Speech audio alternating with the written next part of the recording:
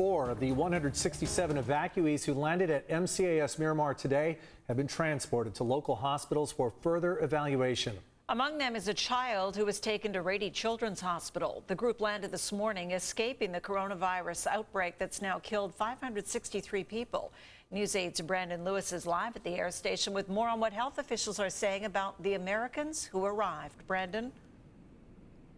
Well, the CDC is telling us those 4 people, they were showing signs of either a fever or had a cough. That's why they were taken to area hospitals merely as a precaution. They're going to do further testing to see if this is indeed coronavirus. Meanwhile, tonight, the other 163 people who were on board that plane remain here at Miramar under a mandatory quarantine.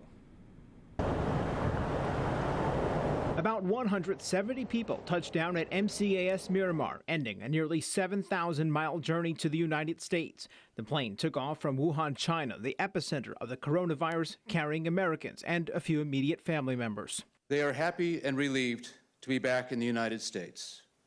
They've had a very difficult experience, and we are doing everything possible to care for them. Health officials screened everyone before the flight and while on board. On the ground at Miramar, they found 4 people with a cough or fever. 2 adults were taken to UC San Diego, while another adult and a child were taken to Rady Children's Hospital. All will stay in isolation while getting care. The other 163 passengers will remain at Miramar under an unprecedented mandatory quarantine. This is the first time in more than 50 years that CDC has issued a quarantine order like this.